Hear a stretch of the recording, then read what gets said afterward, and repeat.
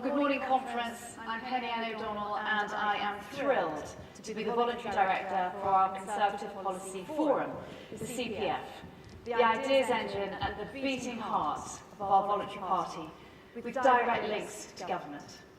I'd like to take this opportunity to thank the Prime Minister and our party chairman for actively engaging with the CPF in response to our consultations. Many members' ideas are now in legislation. We are excited to be working closely with CCHQ on a number of specific projects around voter engagement, because our members feel strongly about being listened to, most especially on the development of strong Conservative policies. We know that by engaging in initiatives such as the CPF, we can turn that ambition into reality. And as we look to a general election, CPF is key, because in 2019 we were responsible for 4 out of 7 of the winning manifesto ideas, and 7 out of 8 CPF members actively campaign. And our largest consultations are always those on ideas for the next manifesto. And thank you to our incredible membership for the time and commitment they spend in sharing their vision through policy ideas for our fantastic party. And people are keen to engage. Now, our membership has increased by 2,500 in the past 12 months to over 11,000. And our number of active CPF association groups has tripled. And that's because we at CPF are listening.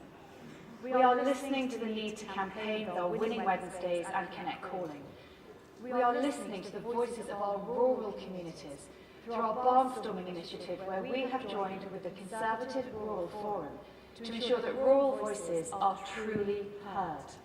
And we are listening to our youth votes, with our ambition for a Conservative Policy Forum youth ambassador within each region, and joint initiatives with the Young Conservatives and Young Conservative Women. Now, all of you are members of CPF through your party membership, but become an active member today by signing up to our website and joining us on this exciting journey of generating ideas and policies which will positively impact and change lives. Now, on to our speakers for this session. The Right Honourable Claire Coutinho, MP, Secretary of State for Energy Security and Net Zero. The government has cut emissions faster than any other major economy. And we have some of the most ambitious targets in the world, and we've exceeded our own tough targets, the only major economy to do so. But we must ensure that we take our own people with us. And as the Prime Minister set out last week, Conservatives are delivering practical solutions to ensure we have secure, cheap energy, reducing bills and protecting the environment, whilst understanding the challenges of hard-working families that they are facing. And then following Claire, we have the Right Honourable Mark Harper, MP, Secretary of State for Transport. And Mark's forward-looking vision just this last month saw a path for net zero emission vehicles by 2035, £80 million of funding to improve and protect bus services, allowing local authorities the ability to make the changes their local community needs, and a maritime day package to make green shipping a reality and level up coastal communities. And lastly, we'll be joined by our Secretary of State for Culture, Media and Sport, the Right Honourable Lucy Fraser, KC MP. Lucy is in charge of the sectors that give our country a sense of pride and place. Our amazing sports, our world-class creative industries, but also our national heritage. A barrister by trade, in government, Lucy has been a real champion for young people and for turbocharging long-term growth and creative industries. So, conference, please welcome to the stage Claire Coutinho.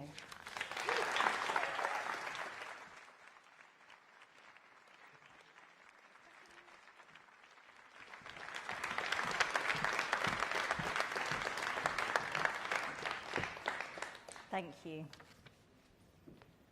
Our nation, its people and its businesses are going to succeed in the decades ahead if and only if we source enough energy. Energy that's homegrown, clean and cheap. If we get this right, the British people will enjoy greater prosperity in the decades ahead. If we don't, we lose jobs and investment and our path to a greener future.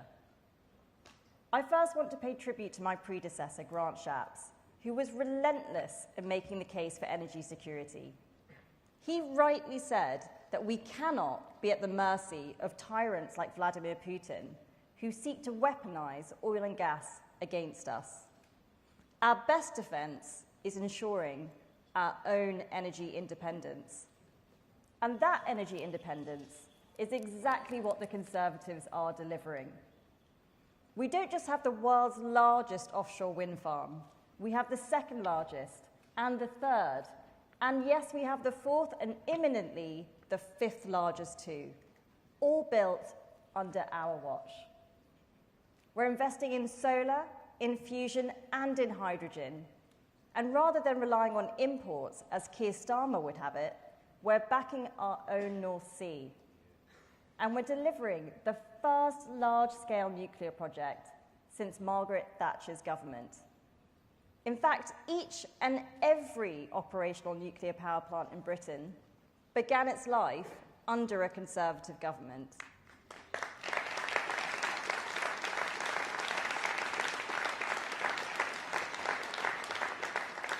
And we've done this all whilst meeting our climate change ambitions and growing the economy.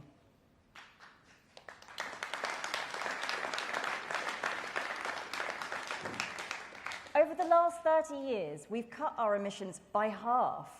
We now get close to half of our power from renewables, up from just 7% when Labour left office. Let's never forget, Ed Miliband described the idea of the UK getting to 40% renewables as pie in the sky. It is this Conservative Party delivering for our people and our environment.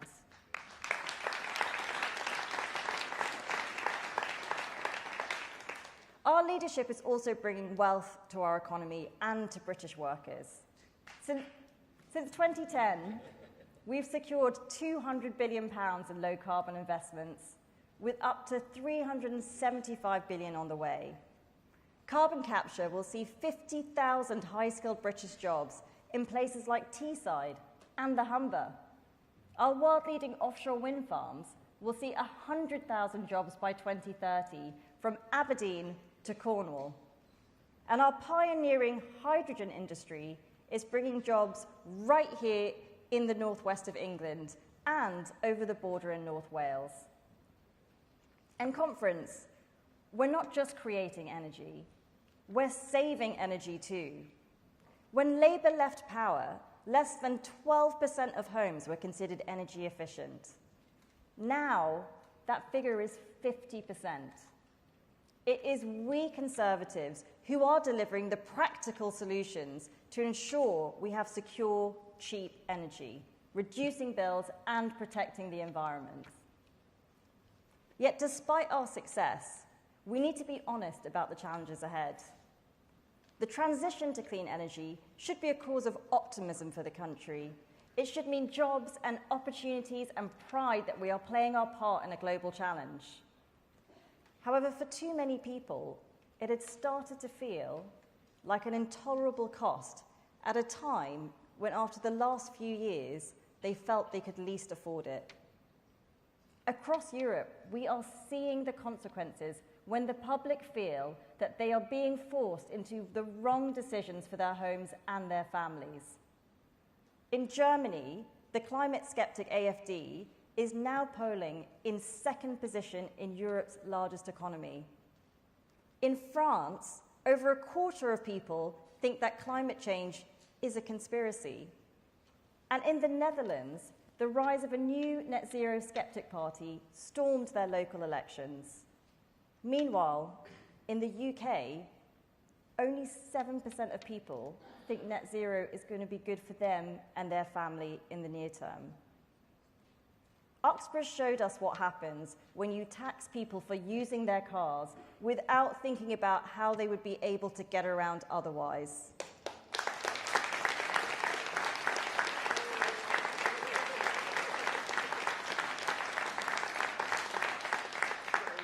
Conference.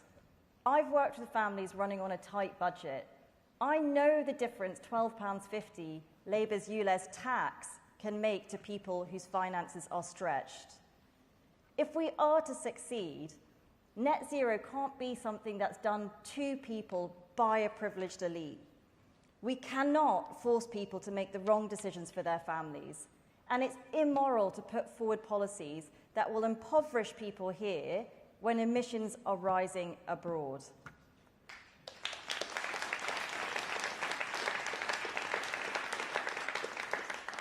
Conference, Labour are the party of tax and condemn. We Conservatives are the party of aspiration and the environment.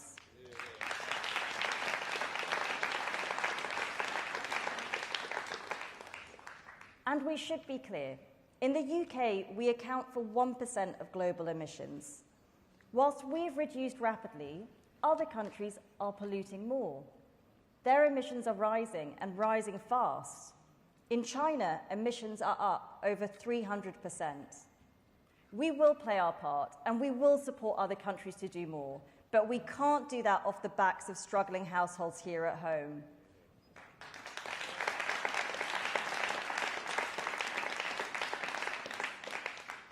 However, the likes of Just Stop Oil and Extinction Rebellion, funded by the same people who fund Labour, do not get it. For them, net zero has become a religion. For us, it's a practical mission to be achieved. They want to force people to behave a certain way or face punitive taxes.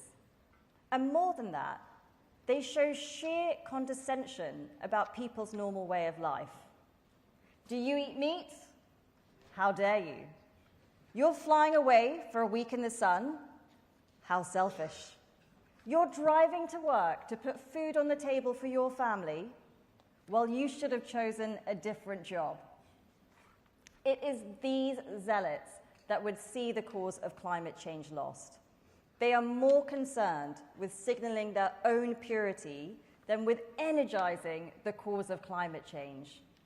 They don't seek to persuade, only to disrupt. They don't want to engage, only to silence. Conference, that is the Labour Party for you.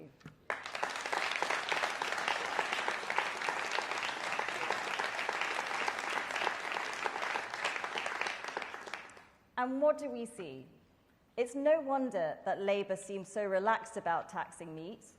Keir Starmer doesn't eat it, and Ed Miliband is clearly scarred by his skirmish with a bacon sandwich. Conference, Keir Starmer's only green credential is his recycling of Ed Miliband.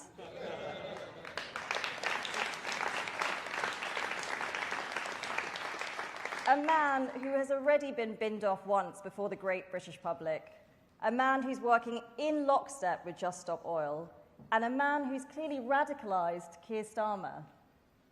Labour's hated ULEZ expansion. Their plans to borrow £28 billion a year, which would drive up inflation, to take us much further and faster than any other country, no matter the cost to ordinary people. Their plans are toxic and would collapse popular support for net zero. Simply put, it is not the climate change deniers who threaten net zero. It is Keir Starmer's Labour Party.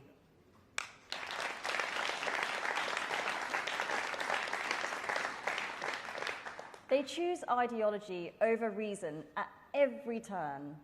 Alongside the SNP, the Labour Party opposed further development of the North Sea, a plan that would export 200,000 oil and gas jobs abroad, a plan that's been rightly condemned by the unions.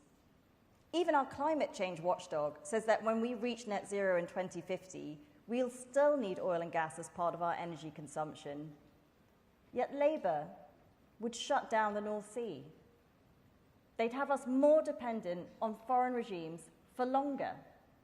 Jobs lost, investment lost, and our national security jeopardised. Well, we Conservatives are going to do things differently. The UK can benefit and is benefiting from jobs and investment that the energy transition brings. From climate finance to generating new technology, We have a leading role that will see us beat climate change. But conference will also ensure that we take our own people with us. Indeed, that's the only way that we can achieve this. That's why we've made sensible adjustments to take a new approach to climate policies. Of all the major economies, we've set the toughest targets, and we've exceeded all of them. We're raising our ambitions on clean energy and innovation, but we're making it financially easier for people to change their boilers. And crucially, this will be by choice, not coercion. Gone are bans for those in rural communities for whom there is no realistic alternative for their boiler. And for those who can convert, we're increasing the grant for cleaner heating to one of the most generous schemes in Europe. We're also moving to a phase out of petrol and diesel engines, which is in line with France, Germany, Spain, Italy, Canada, and California. Our carbon emissions will continue to fall, but people will be able to make the transition when the price is right for them.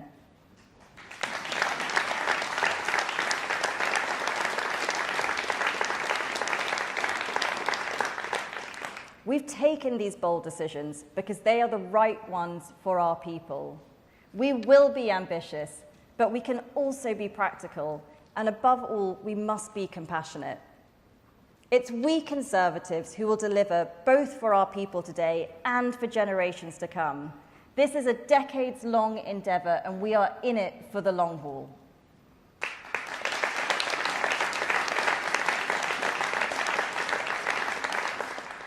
As part of this long-term strategy, one that focuses on energy security, lower bills, and decarbonisation, I'm today announcing the next phase of our new practical approach. Firstly, we are boosting our long-term resilience and will set out our nuclear roadmap this autumn. A crucial element of this will be how we deploy the exciting new technology of small modular nuclear reactors. I'm therefore pleased to announce today the 6 companies we have shortlisted to build these reactors. Rolls-Royce, an iconic British company who've been powering our nuclear submarines for 70 years, a company founded by the genius of our Union of Nations, formed by the Welshman Charles Rolls and the English apprentice Henry Royce, who formed a partnership right here in the Midland Hotel in Manchester 120 years ago. They've been selected alongside 5 other world-leading companies, each with cutting-edge technology, including GE Hitachi, EDF, Holtec, NewScale, and Westinghouse, with the final decision to be taken early next year. Together with Hinkley, Sizewell, and our commitment to accelerate other emerging technologies and bring them to market, it's we Conservatives who are acting now to secure our future. Now, our quest to tackle climate change means taking people with us. We know that many are hesitant, for example, about solar farms covering our countryside. Conserving our green and pleasant land is a personal priority for me, from the Surrey Hills to the Derbyshire Dales. We're therefore working to reduce pressure on rural communities by making it easier for solar panels to be installed on industrial rooftops, warehouses, car parks, and factories. We'll cut through the planning red tape that limits the amount of solar businesses can currently install. Protecting the countryside, boosting renewables, and according to industry, saving businesses up to £3 billion a year. And finally, maintaining public support for net zero also means showing compassion. Rather than clobbering the public and forcing them to make the wrong choices for their families, this government is supporting people as we reduce emissions. That's why my last announcement is targeted at those least able to make the transition. So today I can announce we're allocating a further £80 million to insulate thousands of social homes, saving families on average £240 each year, supporting the most vulnerable, reducing their bills, protecting our environment. Today's announcements taken together, new nuclear, sensible solar, insulation investment. It's the Conservatives with the practical long-term solutions for our country.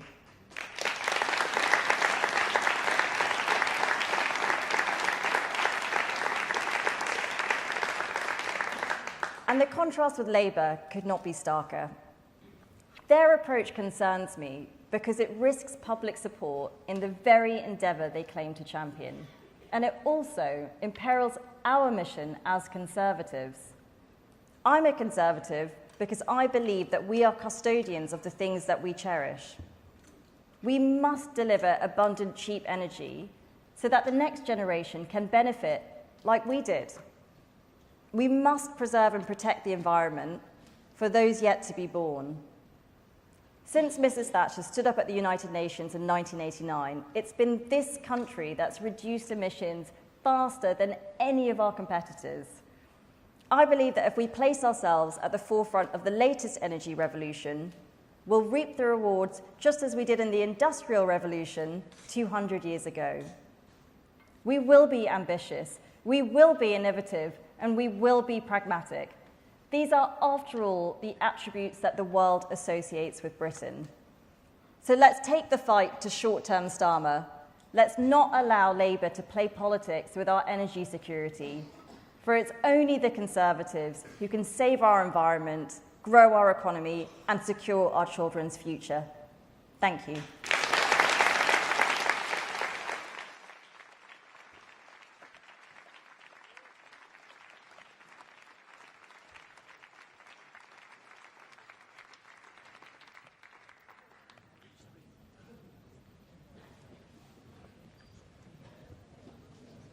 Ladies and gentlemen, please welcome the Secretary of State for Transport, Mark Harper.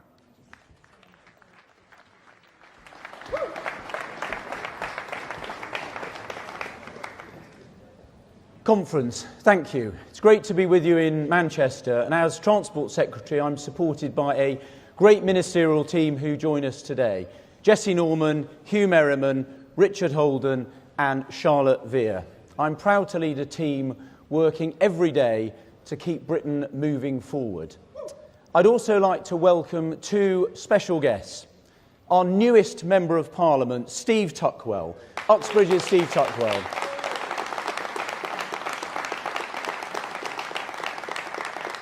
Steve's campaign to stop Labour inspired us all. And also joining us, Susan Hall, the Conservative candidate for Mayor of London, the only person who can defeat Sadiq Khan, cancel his ULEZ expansion and turn London blue again. Susan, you're very welcome.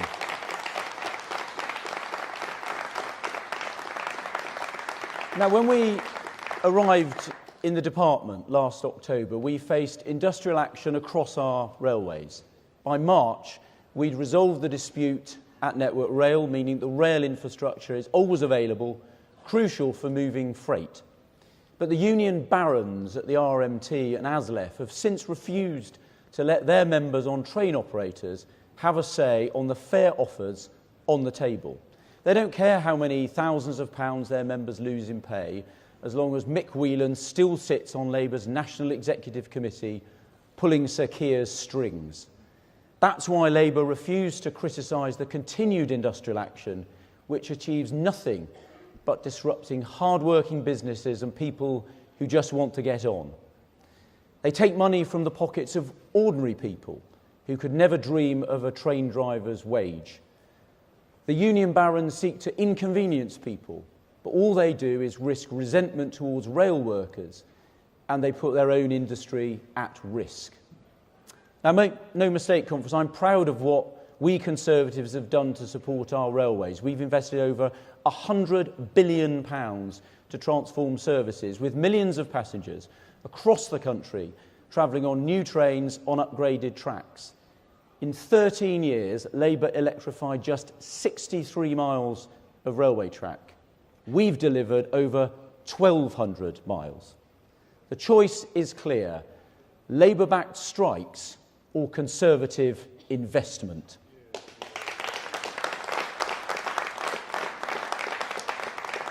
Either we make the hard but necessary long-term decisions to get a financially sustainable modern railway, or we follow Labour's lazy, ideological approach, forking out yet more money from the public purse for no benefit to passengers.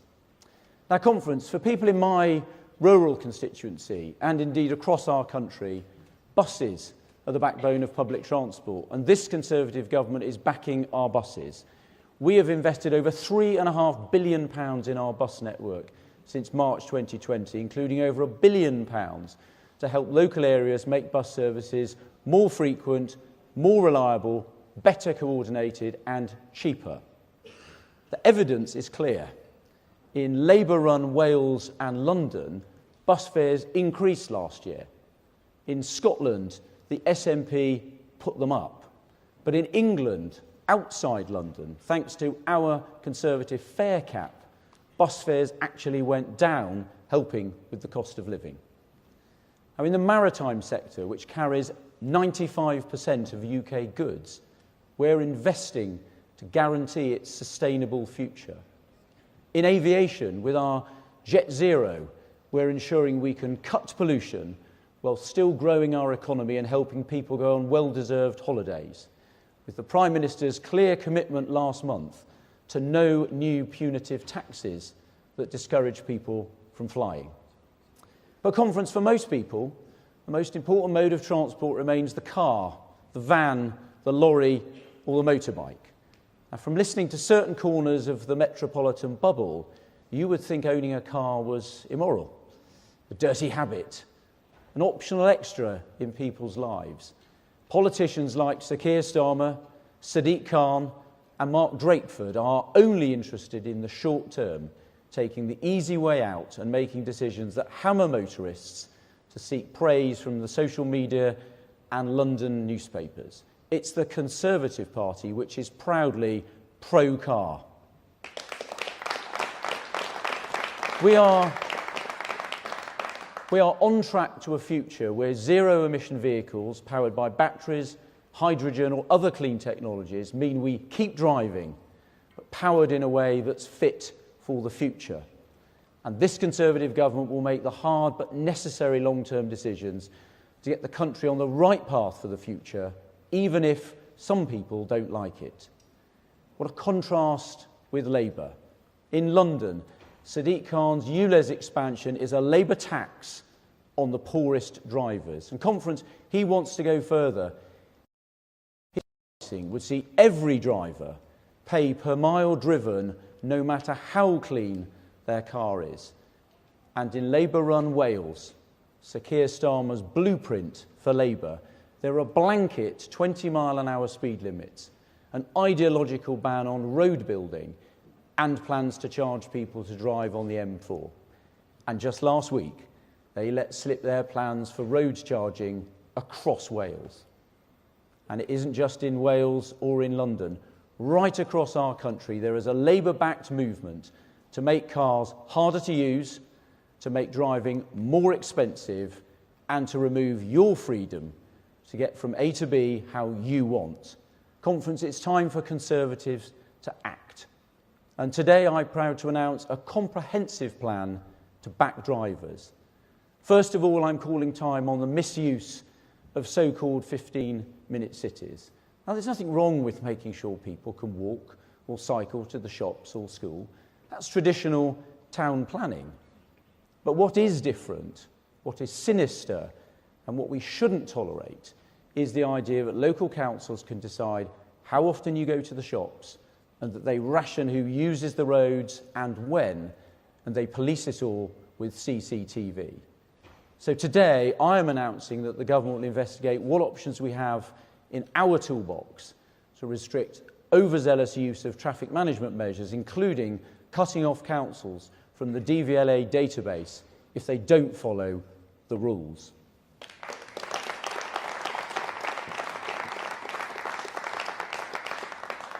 The Prime Minister has already tasked me to conduct a review into low-traffic neighbourhoods, and that's ongoing, building on my decision to ensure no government money funds them. It can't be right that these schemes are imposed without proper local consent. So we will change the guidance to ensure that councils properly listen to what local people say. But conference will go further. 20-mile-an-hour zones are a good way to protect schools for quiet residential streets or areas that are becoming rat runs. But for some councils, and indeed for some countries, They're yet another way to punish drivers as blanket measures. The evidence is clear.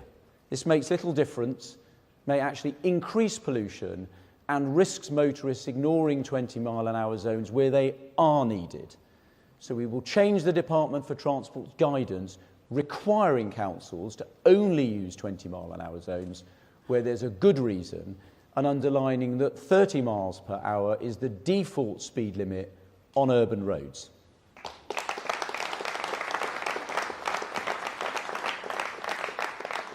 It's also time to put a stop to some councils using unfair fines as a money spinner. We'll put a stop to councils profiting from traffic offences, clawing back revenue and removing any temptation to exploit you for profit. And at the same time, we'll make it easier for people to switch to cleaner driving in a sensible way, as the Prime Minister set out recently.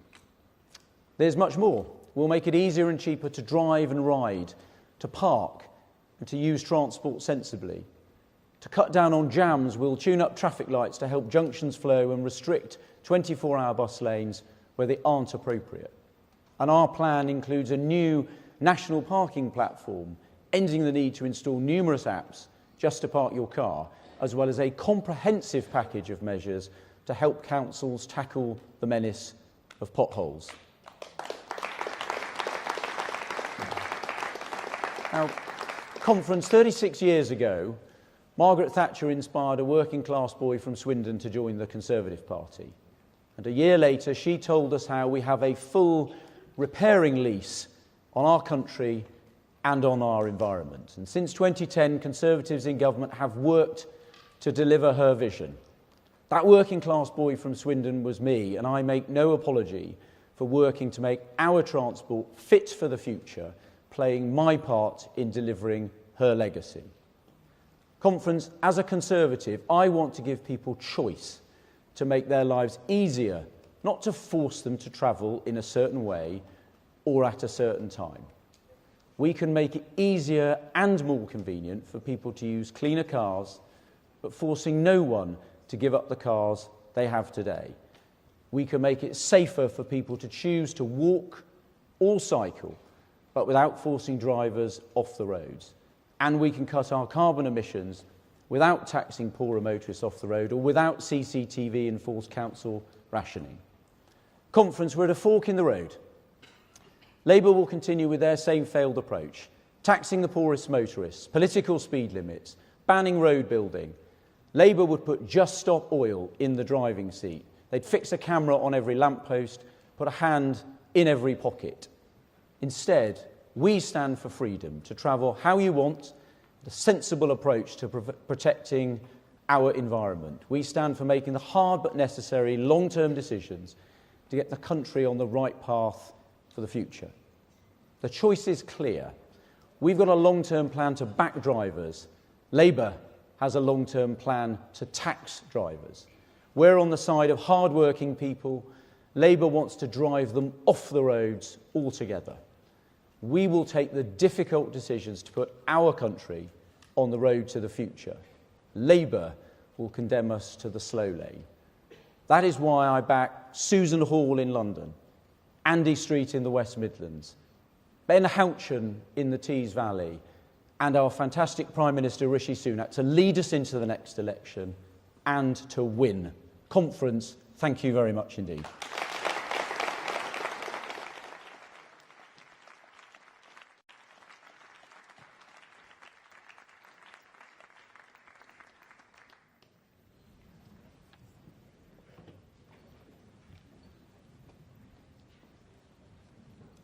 Ladies and gentlemen, please welcome the Secretary of State for Culture, Media and Sport, Lucy Fraser.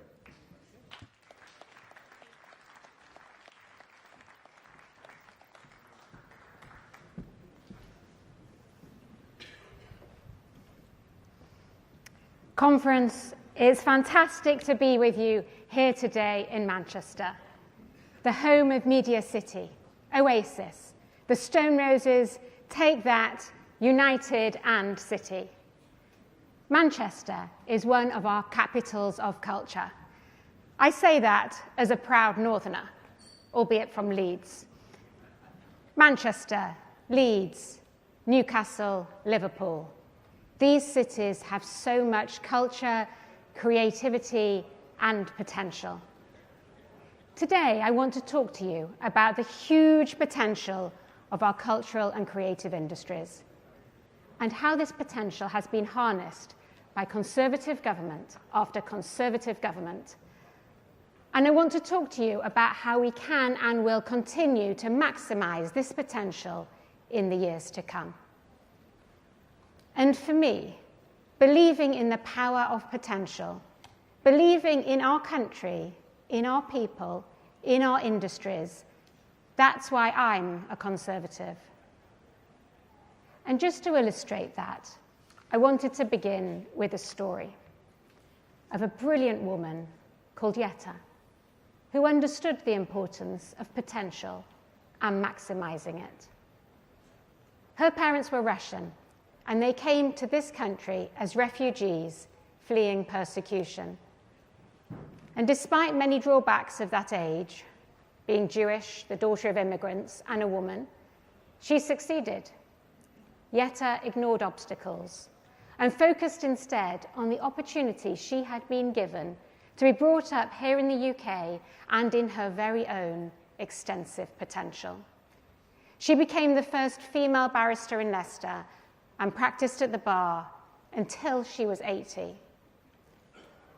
Yetta was my grandmother, and on every visit, she reminded me of a line from a Robert Browning poem. A man's reach should exceed its grasp, or what's a heaven for?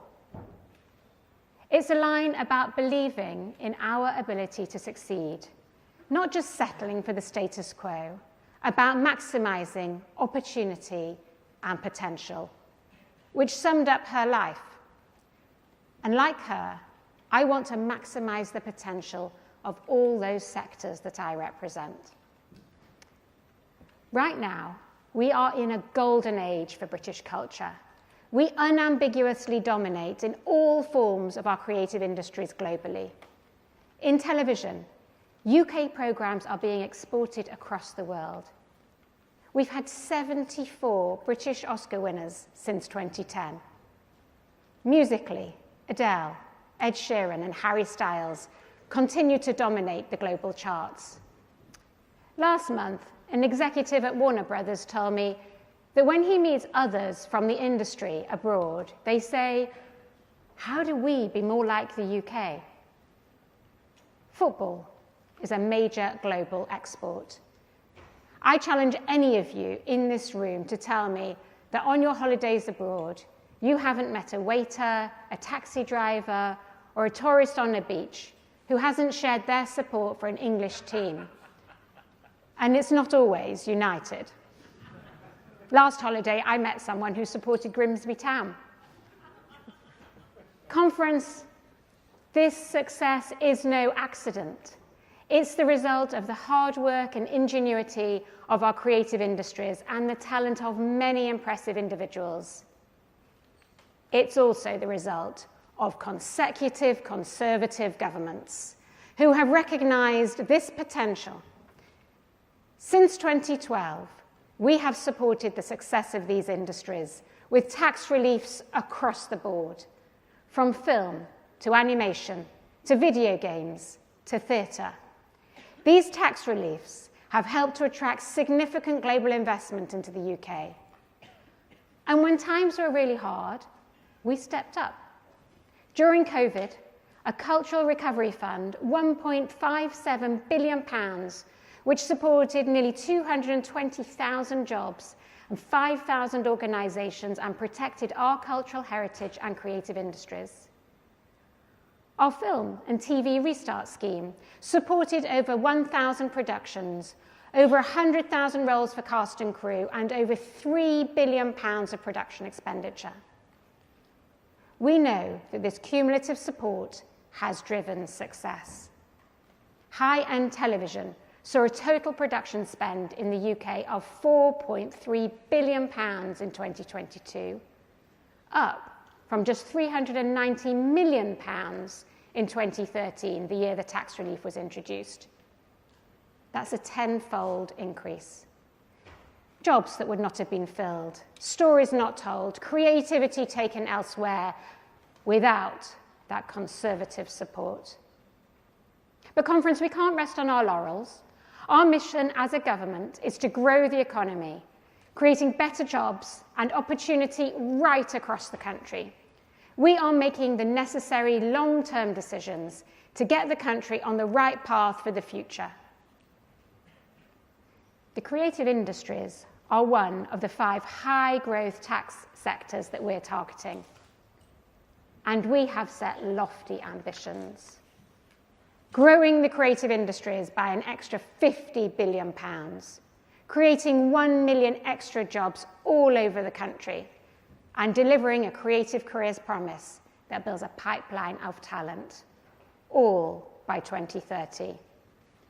And we have a plan to deliver this.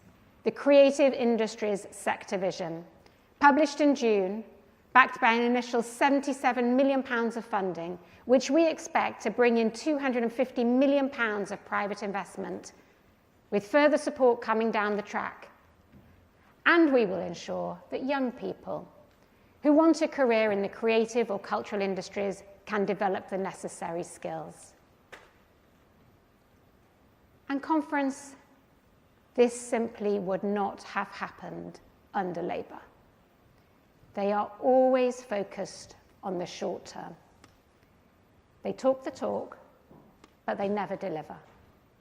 They talk about supporting creativity, but let's look at their actions when they've actually had an opportunity to deliver. They talk about growth, but Labour voted against the introduction of every single one of our creative industries tax reliefs. They talk about creativity in education, but it was a Labour Education Secretary, David Blunkett, who slimmed down the statutory curriculum for creative education and told teachers to teach fewer arts subjects. Today, we only need to look to Wales to see what would happen if Keir Starmer got into power. Cutting spending to the arts despite receiving the largest settlement from the UK government in the history of devolution. Conference, for me, ensuring that we maximise the potential of our creative industries is critical, because this is maximising our opportunities for the future. Creativity in our schools, jobs for everyone, culture in our towns and cities. But whilst our potential is important, so is our past, our history, our culture, and our heritage. In recent years, the very essence of our history and the values that attach to this have come under threat. There are some that want to cancel, those who seek to erase our history, shut down a view they disagree with rather than argue against it, those who would apply a two-dimensional filter of moralist outrage on actions or statements rather than understanding the nuance of language or the context of history. These people cast Churchill as villain, not as the man who kept Britain free. Unlike some of those in the Labour Party, I am not ashamed of our great country's culture, its people, or its past. I do not want to bring down our statues or our monuments. I believe in the British people.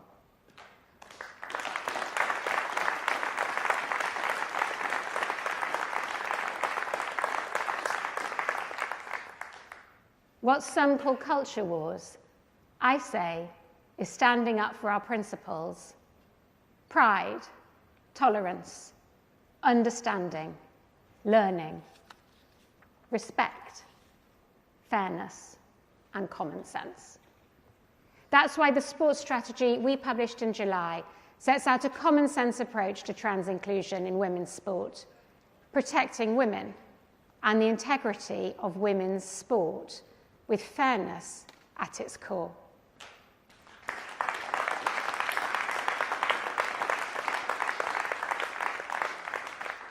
That's why this week I wrote about my opposition to publishers sanitising books for not erasing our history. And it's why I will shortly be publishing new guidance on retain and explain for statues, so that rather than tearing down our history, we can understand it. Conference, I believe that we are lucky to live in the greatest country in the world, a country rich in history, where those within it have an innate and unlimited potential. It is our job in government to harness that, and we have, and we will continue to do so, because it is only through belief in our country, pride in our people, optimism for what lies ahead, that we can deliver a better future for our children. Conference, I believe that the best is yet to come. Because as Jette would have said, what's the heaven for? Thank you.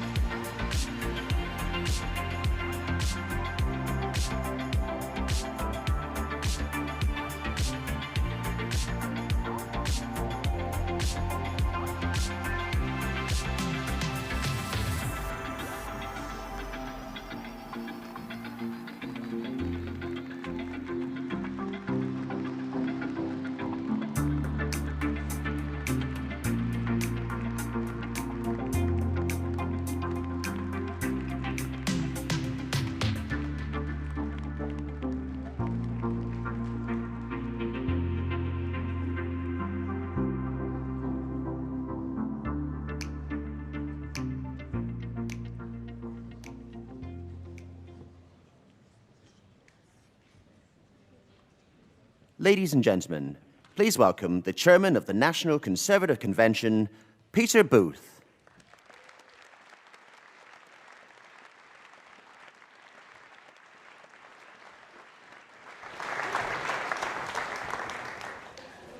Good afternoon, conference. I welcome the opportunity to introduce this afternoon's session. I'm Chairman of the National Convention, the body made up of constituency chairmen and area and regional officers, and we represent us, the volunteers. I and my team of officers sit on the party board and participate in all the important decisions regarding our party. I'm also Chairman of the Finance and Audit Committee, and my officer team colleagues are members of or chair all the important committees of the party to make sure that us as party members have our voice heard. As your representative, this summer I was given the unique opportunity by our Prime Minister of being invited to attend political cabinet in the cabinet room at number 10. So I know personally how firsthand our Prime Minister values our voluntary party input. And it is right and proper that our volunteers sitting here today feel part of the big decisions affecting our party. If you haven't at conference already been, then please go and take part in the Conservative Policy Forum discussions, which help shape the future of our party policy. If you haven't already been, then please go and take part in the excellent training sessions laid on by CCHQ to learn about the latest campaigning techniques. Above all, I want you to leave Manchester this week knowing that our party is in good heart, and despite of where we lie in the opinion polls, that the thousands of Conservatives in Manchester this week leave Manchester knowing that the Conservative Party has a plan to win the next general election.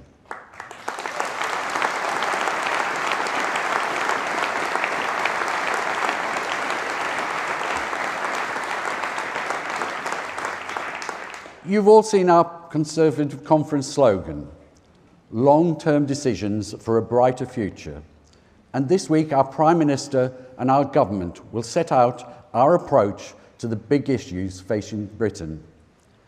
We will demonstrate our plan and how it differentiates us from and our party from the brother knights, Sir Keir and Sir Ed, who joust with each other for supremacy, but who really loathe each other and are just comrades in arms to try and defeat our noble cause. This week, it is our Prime Minister, Rishi Sunak, who will show a way forward for Britain and who will unveil carefully laid out plans to set our country on the course for a brighter future. Conference, it's our generation who've lived through the darkest days since World War II, through the global pandemic. Once again, we see war in Europe, and we're facing down a tyrant. And we know that it is Rishi Sunak who has the ability, the proven track record of defending people in this country through the pandemic. And he has the determination and the commitment to put our country in a better place. I ask you now to imagine your worst nightmare. A Labour government led by serial flip-flopper Sir Keir Starmer, who would say anything to sneak past the electorate. But we know in office this is the man who wanted to make Corbyn Prime Minister, who wanted us to remain in Europe, and who wants us to accept European laws with a little added dose of old-fashioned Blair and Brownism. With votes for citizens for European Union, votes for European Union citizens, votes at 16, and proportional representation all thrown in. This would do untold damage to our country. Here's the thing. However far down in the polls the commentariat places, I predict that this week is a turning point, and it is our opportunity to show Britain that we have a plan, that we are the party to take the long-term decisions, and it is our Conservative Party, under the leadership of our Prime Minister, Rishi Sunak, that is best placed to deliver. This afternoon, we welcome Jeremy Hunt, Kemi Badenoch, Mel Stride, Therese Coffey, and Gillian Keegan, all part of our experienced cabinet team. And they're going to tell you how Conservatives are going to deliver from Britain. Conference, enjoy your time in this great city of Manchester. Enjoy this afternoon. And after a short video, we'll be hearing from the Chancellor of the Exchequer, Jeremy Hunt. The path to lowering inflation is never easy because it doesn't happen in a straight line. But if you look at the overall picture since it peaked last autumn, it is now down 40%. And that says the plan is working. The fact that inflation has come down, so symbolically important when almost everybody thought it would go up.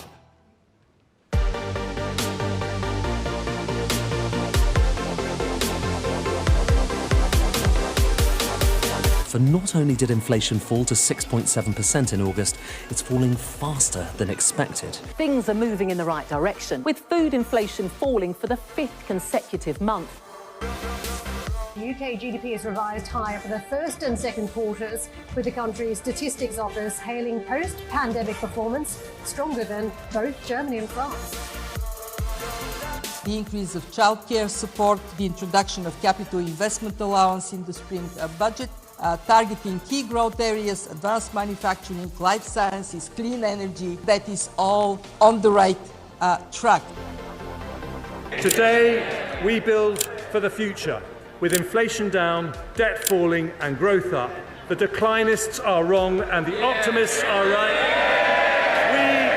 We stick to the plan because the plan is working, and I commend this statement to the House.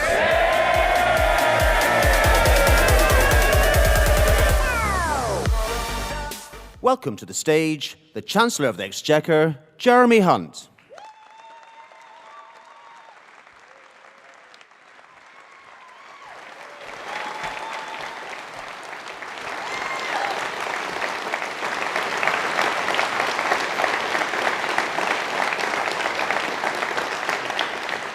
Good afternoon. The last time I spoke at conference was as Foreign Secretary 5 years ago.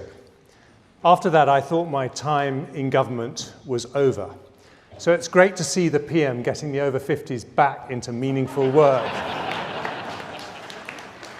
I do, however, have some very youthful under 50s in my ministerial team. So thank you, John Glenn, Andrew Griffith, Vicky Atkins, Gareth Davis, Jojo Penn, Mark Fletcher, Paul Howell, Anthony Mangle and Andrew Stevenson for their brilliant work.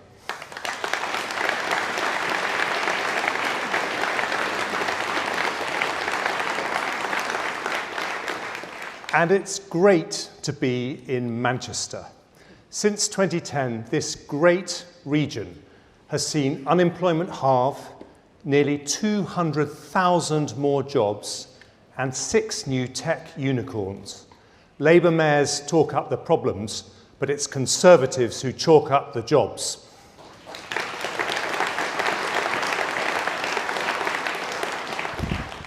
Now, our friends at the Office for National Statistics have recently changed their mind about the size of the British economy. They had been saying we were the worst performing large European economy since the pandemic. But we weren't the worst, we were one of the best. Since the pandemic, we've recovered better than France or Germany. We've grown faster than both of them since we left the single market.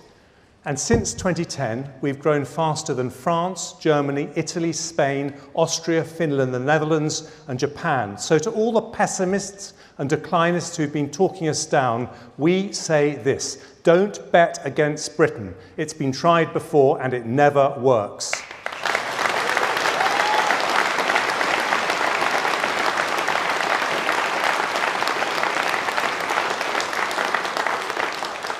Conference, it's nice to set the record straight, but Rishi Sunak and I care more about the future than the past. And our plan's very simple. We're going to make Britain a global leader in the industries of the future, the world's next Silicon Valley. And it's already happening. Last year, we became only the 3rd trillion-dollar tech economy in the world. Our tech sector is now double the size of Germany's and 3 times France. British discovered vaccines and treatments saved 7 million lives across the world in the pandemic, more than from any other country. We do more offshore wind than anywhere in Europe. We've got 3 huge electric car factories being built. We're Europe's biggest film and TV production centre. And next time I want to see Barbie wearing a Union Jack, because that too was filmed in Britain.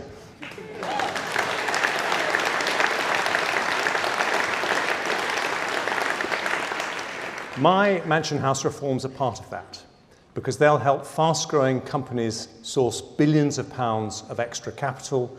We don't just want them to start here, we want them to stay here, because as we become a science superpower, there's nowhere better to be. All this happens not from quick fixes, but from long-term decisions, which is what you get with Rishi Sunak. We Conservatives know if you get the economy right, everything else comes right too. So right now, we're focused on bringing down inflation. Nothing hurts families more when it comes to the weekly shop, heating bills, or pump prices, which is why the Prime Minister's pledged to halve it. And we're getting there. It was 11%, it's now down by 40%. The plan is working. And now we must see it through, just as Margaret Thatcher did many years ago. Conference, when we halve inflation, that's not a 1% income tax cut. It's a 5% boost to incomes compared to if it stayed the same. But just as we're succeeding, what's Labour planning? Some £28 billion a year of new borrowing. The Institute for Fiscal Studies say borrowing on that scale risks fueling inflation and keeping interest rates higher. Labour can change the fiscal rules, they can dress it up as responsible, but if they increase borrowing, they increase debt, and that means higher taxes, higher mortgages, and higher inflation for families. That's not an economic policy, it's an economic illusion.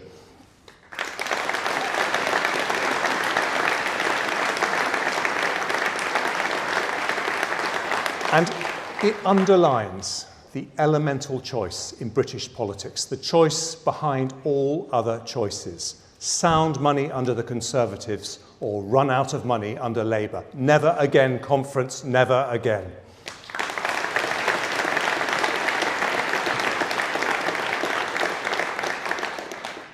Conservatives will always protect public services, but we're also honest about the taxes that pay for them.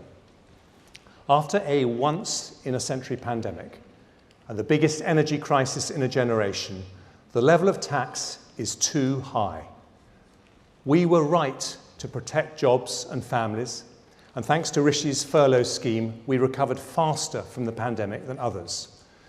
But with an ageing population and a war in Europe, public spending is still growing faster than the economy.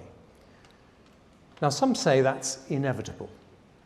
The Institute for Fiscal Studies said last week it's likely to be what they said was a decisive and permanent shift to a higher tax economy. Conference, they're wrong.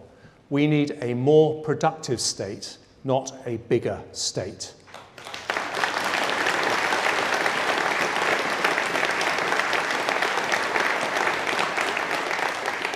If we increase public sector productivity growth by just 0.5%, we can stabilise public spending as a proportion of GDP.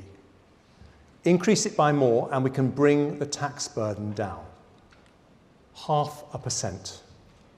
Now, for those of us with private sector backgrounds, that doesn't seem too much, does it?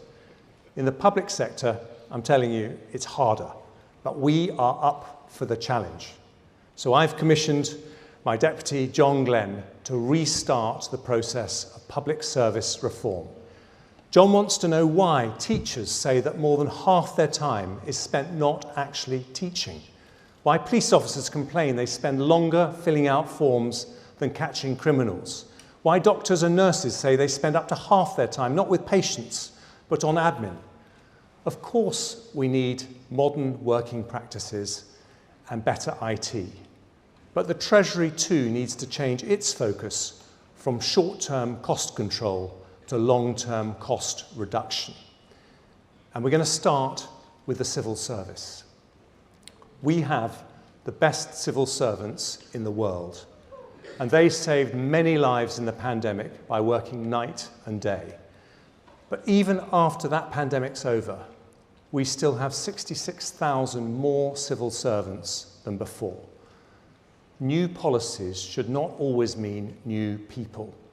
So today I'm freezing the expansion of the civil service and putting in place a plan to reduce its numbers to pre-pandemic levels. This will save £1 billion next year.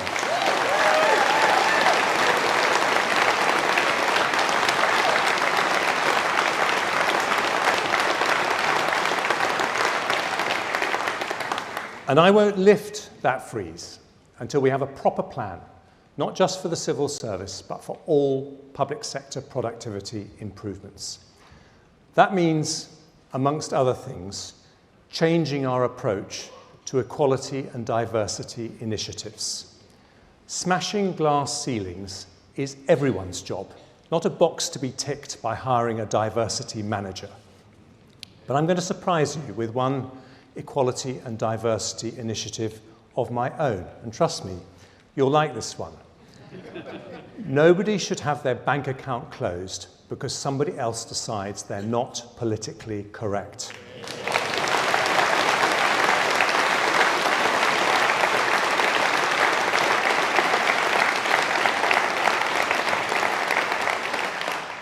We'll tighten the law to stop people being debanked for the wrong political views.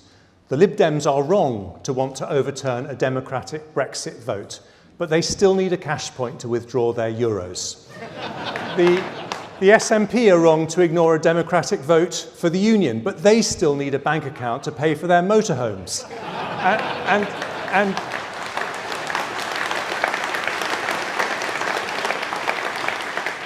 And even Keir Starmer, who's wrong on just about everything, needs his trade union cash so he too can have a bank account, just never the keys to Downing Street.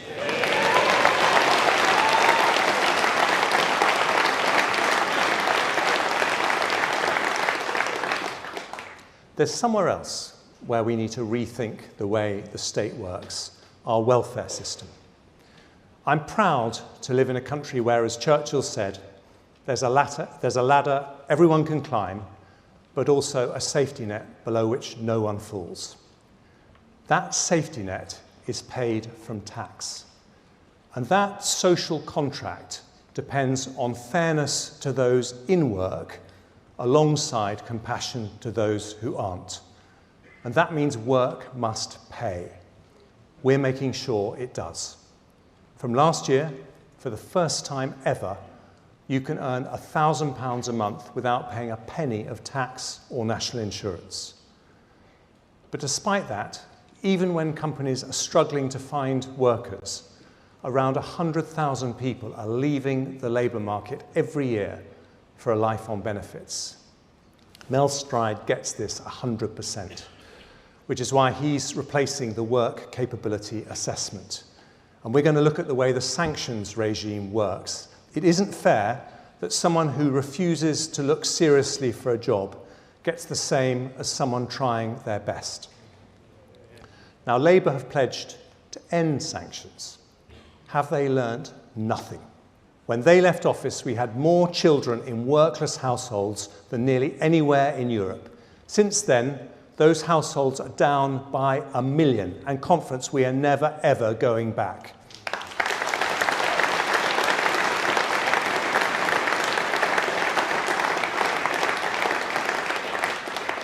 So to make sure work continues to pay, today I take a step forwards towards completing another great Conservative reform, the National Living Wage.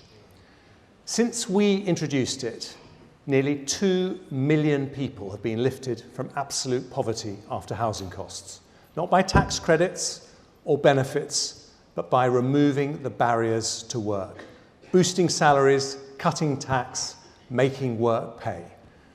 We promised in our manifesto to raise the national living wage to 2/3 of median income, ending low pay in this country. At the moment, it's £10.42 an hour, and we're waiting for the Low Pay Commission to tell us next year's recommendation. But I confirm today, whatever that recommendation, we'll increase the national living wage to at least £11 an hour next year. That's a pay rise for 2 million workers, and the wages of the lowest paid over £9,000 higher than they were in 2010. Because if you work hard, a Conservative government will always have your back.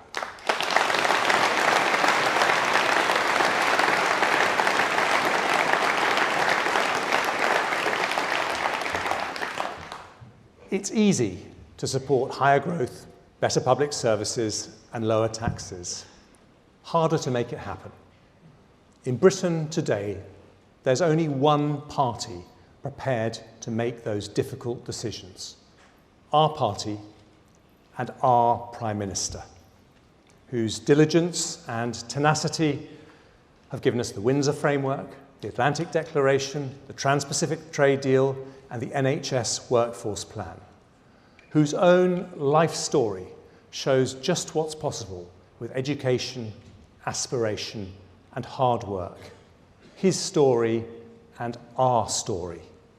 More growth, more jobs, more doctors, more nurses, better schools, less poverty, less crime.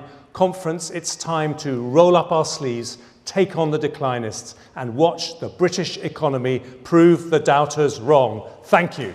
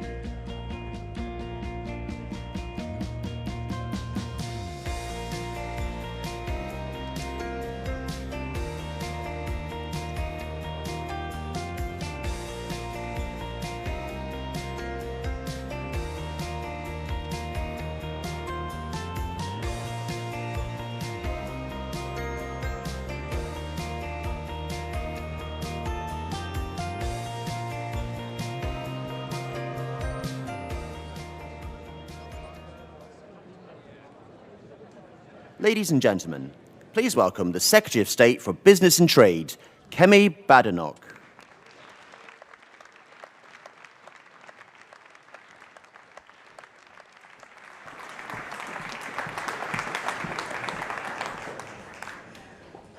The last time I gave a speech at a conference was 6 years ago, and it was absolutely terrifying. Not because I was a new MP, but because standing on this stage means something. It means standing on the shoulders of some of the greatest conservatives this country has ever produced.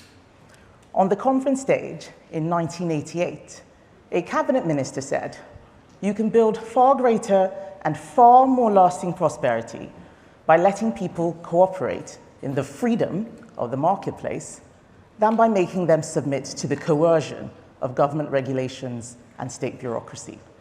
That minister was the late Nigel Lawson.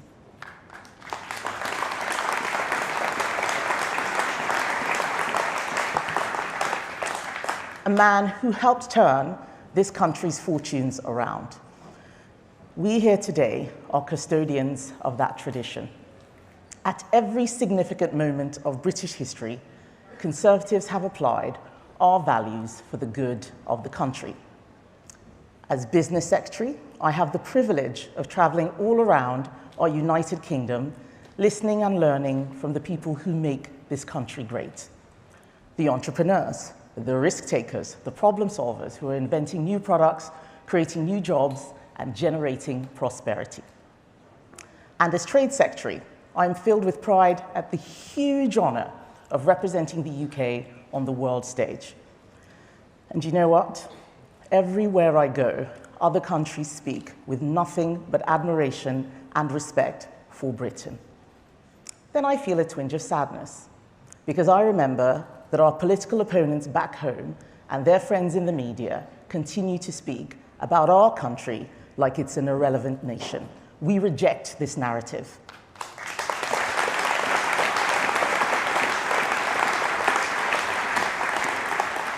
But that is why Conservatives must always be vigilant. We look at the world as it is, not as we wish it to be. Nigel Lawson said, "To govern is to choose." Conference, we know, if you can't choose, you can't govern.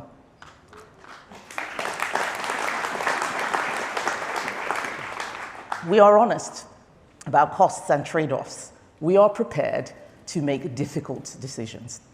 Our opponents are not honest, and they are not prepared. Liberal Democrats want more immigration, but no housing. Labour's big idea, after 13 years opposition, is to slap 20% on school fees, a policy not seen since Jeremy Corbyn's manifesto.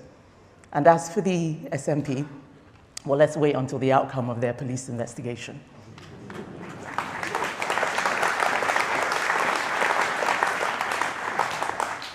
So my 6-year-old asked me, "Mummy, what's a business secretary?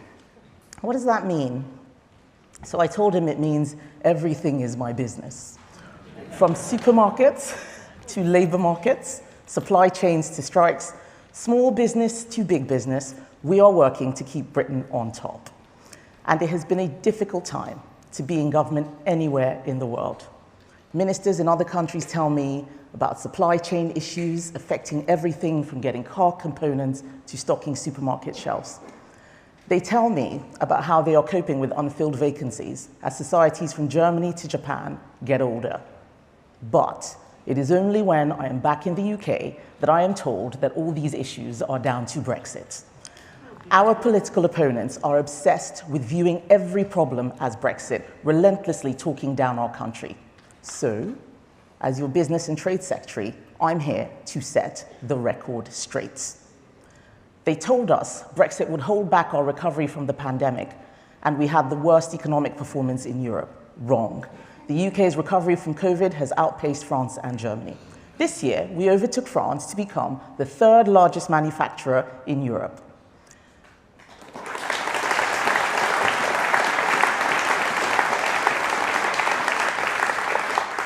They tell you our exports have dropped to an all-time low. Wrong. This year, we rose from the world's 6th to 5th largest exporter of goods and services. They told you that Brexit would be the end of the city. Wrong. London remains the top financial investment destination in Europe. Far from losing jobs in the city, they are at a record high, 8% more today than in 2019.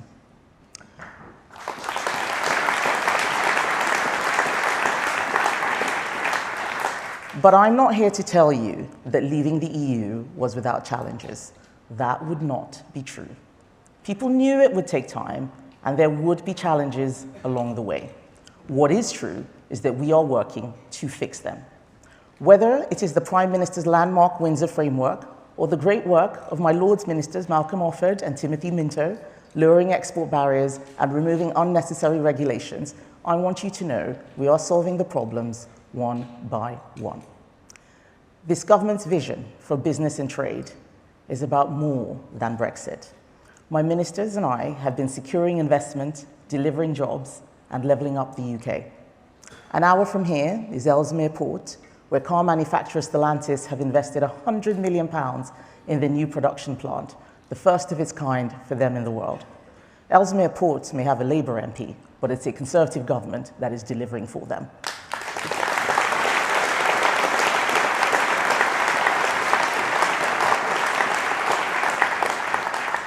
In Oxfordshire, BMW is investing £600 million to build electric minis.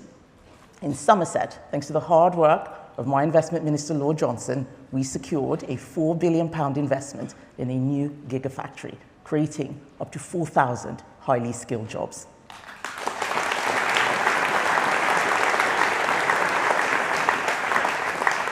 Minister Nusgani helped deliver a fantastic deal with Airbus, Rolls-Royce and Air India, worth more than £100 million of investments to Wales. And last month, I announced our plans to regenerate Port Talbot Steelworks, creating a plant that is more profitable, less polluting, and ensures we are not dependent on countries like China to produce steel.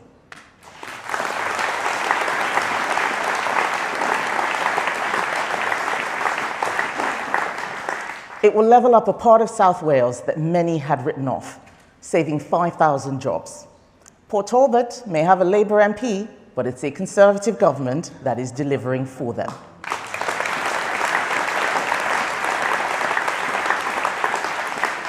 But we are not just securing increased investment today, we're delivering long-term economic security for tomorrow through trade. My proudest achievement, with the help of Minister Nigel Huddleston, has been securing the membership of the Trans-Pacific Partnership, CPTPP. We are joining a club of fast-growing countries committed to free trade, a club with no membership fees, no political union, and no free movement of people.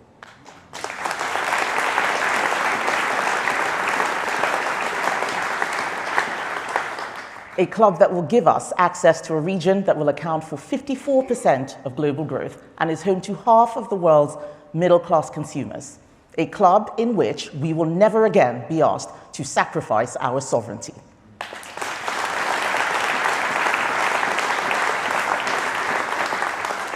Conference, I'm not listing these achievements to make us feel good. Actually, we must acknowledge what we might lose if we assume the arguments are won forever. The people who tell you that Brexit is the cause of every problem do so because they think the answer to everything is the EU. Listen to what Keir Starmer says.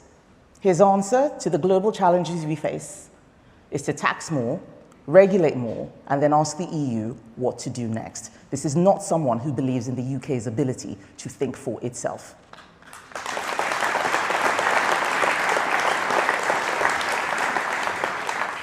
Our Prime Minister is different. He set out his 5 priorities in black and white. He refused to cave to the public sector union barons or dance to the tune of the metropolitan bubble on energy policy. What he did 2 weeks ago was brave, shattering a lazy consensus about the costs of net zero.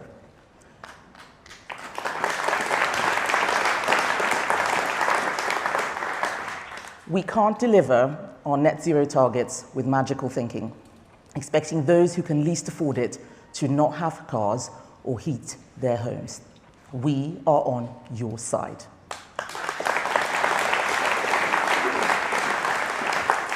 the side of hardworking people and entrepreneurs who take risks with their money and livelihoods to provide jobs and services for others.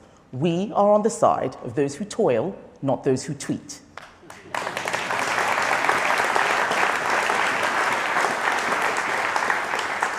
We are on the side of those whose voices have been ignored for too long. Sometimes it feels like the system is against you. Sometimes the system gets it wrong. That happened with the Post Office Horizon scandal. Scores of postmasters across Britain were wrongly convicted due to faulty software. Hard-working men and women endured unimaginable hardship, financial ruin, jail time. I was determined to right this wrong.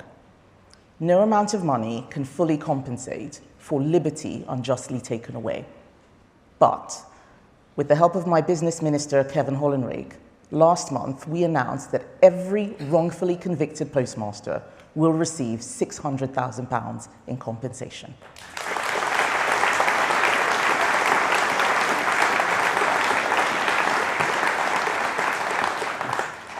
Telling the truth is the most important thing in politics. It's the only way to really show whose side we're on.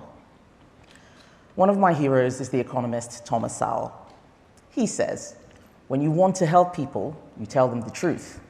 When you want to help yourself, you tell them what they want to hear. Nowhere is this more important than in my role as Women and Equalities Minister. I'm not a difficult woman, but I do like doing difficult things. Conservatives aren't afraid of doing difficult things.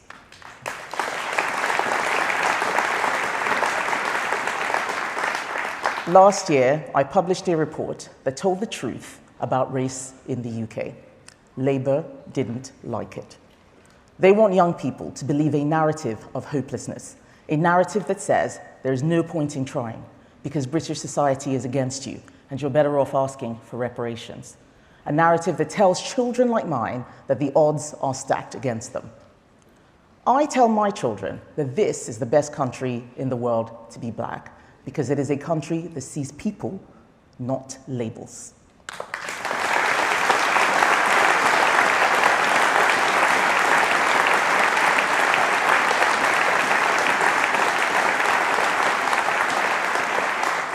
Conservatives want young people to be proud of their country when others want them to be ashamed. It wasn't a tough decision for us to reject the divisive agenda of critical race theory. We believe, as Martin Luther King once said, people should be judged by the content of their character, not the color of their skin.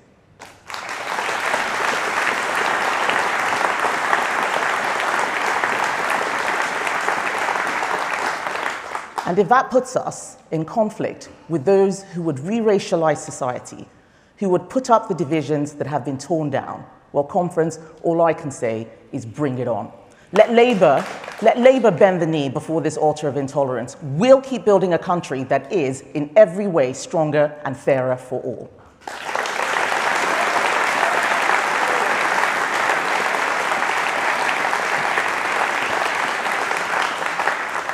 The left accuse us of fighting a culture war, but we will not apologize for fighting for common sense. I will not apologize for fighting for a society that knows what a woman is.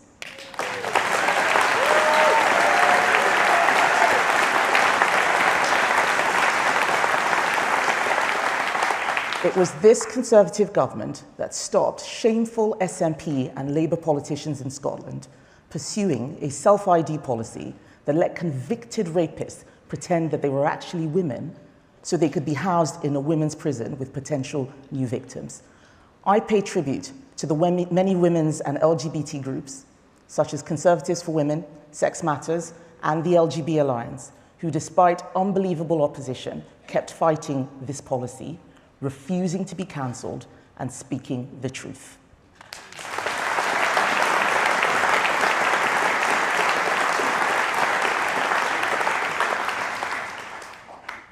There is no other party that will defend common sense. Next week, Labour will tell the country that it is ready for government. But ladies and gentlemen, let me ask you this. If Labour MPs won't tell us what a woman is, what else aren't they telling us?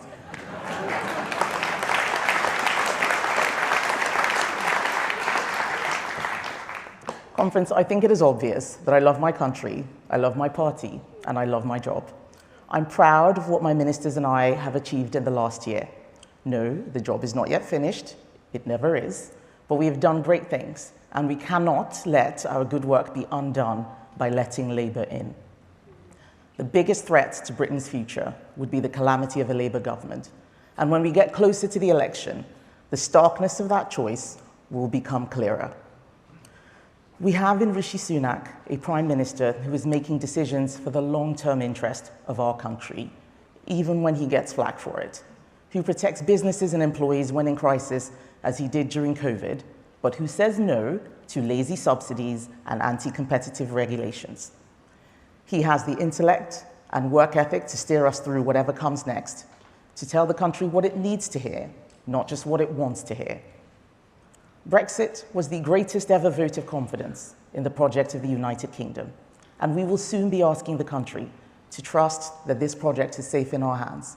We'll do this by reminding them that Conservative ideas are just as powerful, just as relevant today as they have been in the past.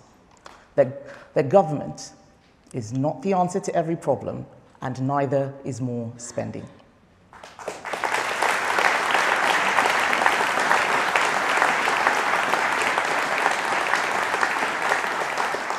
We'll remind them that just as Margaret Thatcher and Nigel Lawson did in the 1980s, we are taking tough decisions for the long-term future of the country today. A new British success story is getting started. We must not let Labour ruin it. Thank you.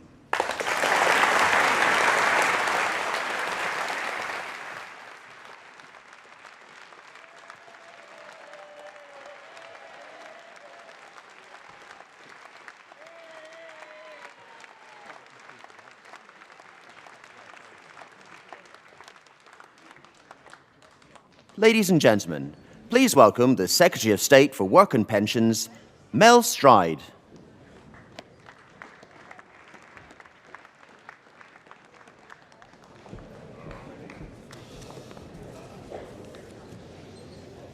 Conference. When times are tough, it's easy to forget the great things that we achieve. And I am immensely proud of what we have helped to achieve at the DWP. Since 2010, we now have payroll employment at a record high, 4 million more people in work, 2 million more disabled people in work, unemployment about halved, well over 1 million fewer people in poverty, 400,000 fewer children in poverty, 700,000 fewer children living in workless households, 200 fewer pensioners in poverty, and the basic state pension £3,000 higher. And yes, with a continued commitment to the triple lock. Now that is a record to be proud of. And can I right up front thank my outstanding ministers, Guy Opperman, Tom Pursglove, Mims Davies, Laura Trott, James Younger, our PPS's James Wild and Mark Logan, and our whip, Ruth Edwards.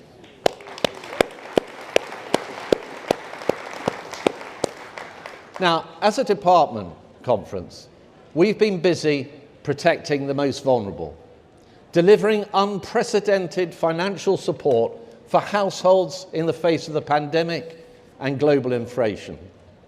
And the fact that we've been able to do that at such scale and pace is down to the modern dynamic benefits system that we Conservatives have created, and is of course a tribute to the reforms championed by my friend and successor, Ian Duncan Smith. When families are struggling through no fault of their own, as Conservatives, we have stepped in to support them through difficult times. But interventions of this kind can only ever be temporary. The only sustainable solutions for tackling poverty and disadvantage must contain at their core a simple contract between the state and the individual. A contract that says that for those who are vulnerable, who perhaps cannot work due to ill health or disability, we are here to support you. That is the foundation of the compassionate conservatism in which I believe. But there is another part of that contract that says very clearly that where you can work, perhaps with a little help, then benefit should never be a substitute for hard work and personal responsibility. Because society has to be about much more than just rights and entitlements. We cannot live only expecting things of others. We must also have expectations of ourselves. So I see these as the guiding principles that should run through every part of our welfare system. Fairness for those most in need, supporting the most vulnerable, but fairness for taxpayers and society more generally too. This is a moral imperative. Work contributes to society in the broadest and most powerful way. For the individual, it means greater self-worth, health, and well-being. And for society, it drives the economic growth we need to pay for the public services which we all rely upon. And that is why, as Conservatives, against the howls of protest from the Labour Party who would rather park people on benefits for decades, we brought in universal credit. We made sure that work always pays. But now, Conference, we face new challenges. A tight labour market with businesses struggling to fill vacancies and rising numbers of people falling out of the labour market due to ill health and disability. We should not hide from these challenges. We should be honest about them. And under Rishi Sunak's leadership, we are getting on with the job of driving forward the next generation of Conservative welfare reforms to tackle the underlying problems which have been holding our country back. And that starts with what we're doing in our job centres. Just as the world of work is rapidly changing, so the ways in which we help people into work must change too. So we're trialling a far more demanding approach with claimants at particular risk of becoming long-term unemployed. This includes far more frequent work-focused requirements with firm sanctions for those who fail to fulfil their commitments, and more support for those who need it. And we've been testing new incentive schemes for our best performing job centre teams, recognising and rewarding those heroes who go above and beyond to improve the lives of others. The sort of approach that is common practice in successful parts of the private sector. And if it is good enough for the private sector, then it should be good enough for the public sector too. But beyond our job centres are many who are even further from the labour market, the economically inactive, those who are not in work or looking for work. Now, overall, our level of inactivity is lower than the average for the G7, the EU, and the OECD.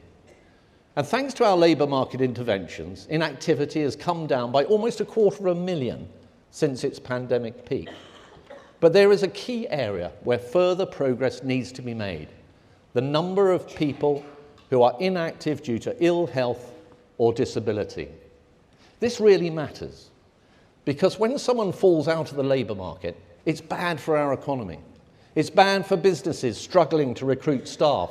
It's bad for the public finances. But perhaps most importantly of all, it's also bad for the person concerned. Having a job isn't just good for your finances. It's good for your mental and physical well-being too. And it pains me to think there are so many people being left on benefits who want to work and who could be thriving in work. It's a waste of human potential. But for too long, Conference, politicians have taken the easy way out. In one form or another, they've let things drift. And we simply cannot afford to do that any longer. We have to deliver fundamental change for the long term if we are to address this challenge. So we are reforming our sickness and disability benefit assessments for the first time in over a decade to take account of the modern workplace.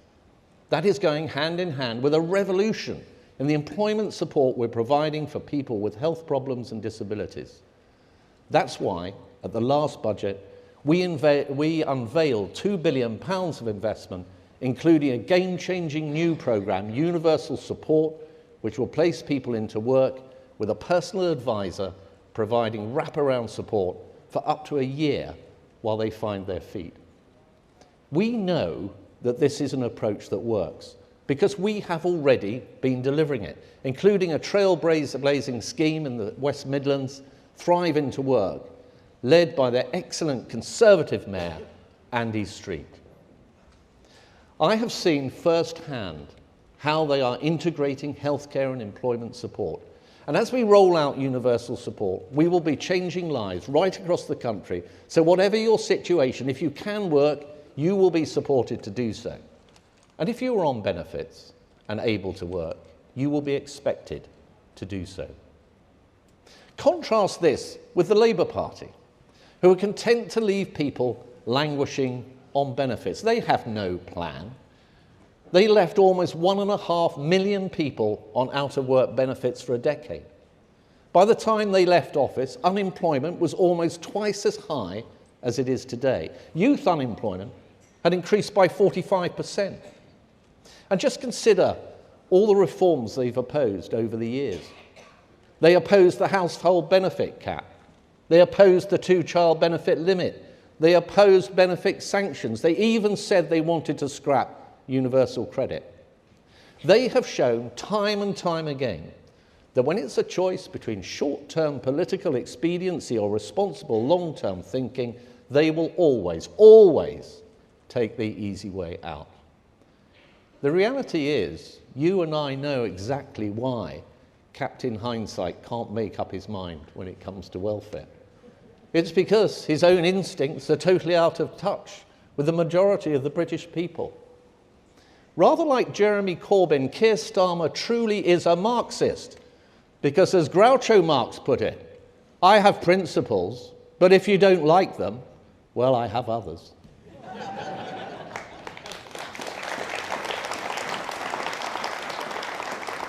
When Labour last left office, the number of children living in a household where no one worked had risen to 2 million.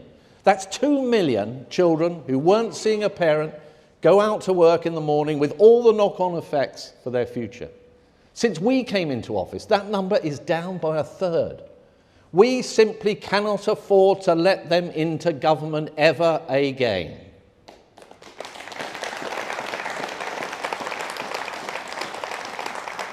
Another area of unfairness that I'm determined to address is parents who refuse to do the right thing by financially supporting their own children.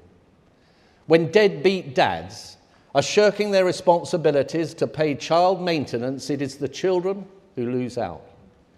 We already enforce compliance wherever we can, but it is taking far too long to get children the support they're due, and that simply is not fair. So I can announce that today we're starting the firing gun to fast-track the enforcement process without the need to go through the courts. A process that is taking 6 months, we will slash to just 6 weeks. It's also too easy for fathers to avoid paying up if their income isn't coming through normal PAYE. So we will change the rules so that child maintenance calculations include a much broader range of earnings, such as property income. We will make it easier for mothers who aren't receiving the money they're due to have the child maintenance service collect payment directly, and we will get rid of the application fee for using that service. And while we can already remove passports and driving licenses from parents who fail to support their children, we want to go further, removing the barriers which slow this progress down. Let me be crystal clear. If you are refusing to pay for your children, we will make you pay.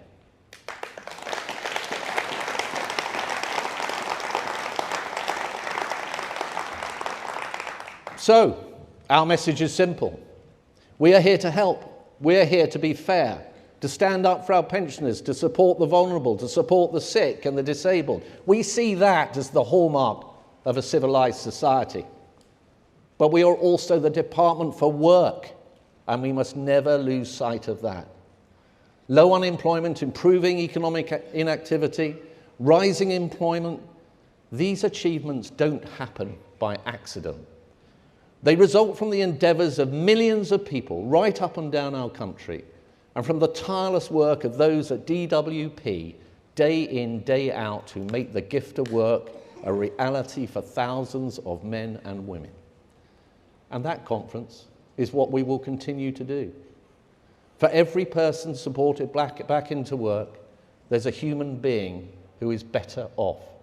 A human being being free to be the best that they can be. A society made alive and whole. That is truly something to inspire. Conference, we are getting Britain working. Thank you.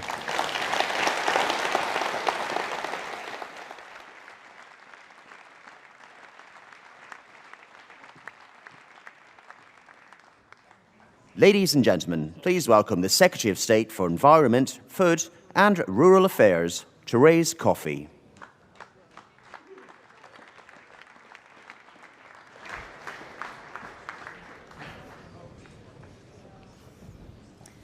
Conference, thank you. It's great to be here in Manchester as Secretary of State for Environment, Food and Rural Affairs. DEFRA covers so much on land and sea.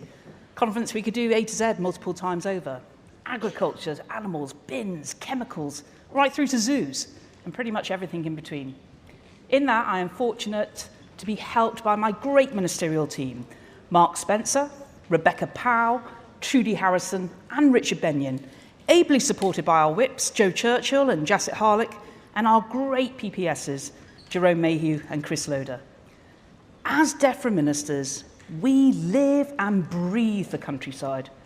3 of my ministers farm, and the other 2, well, we represent very rural constituencies.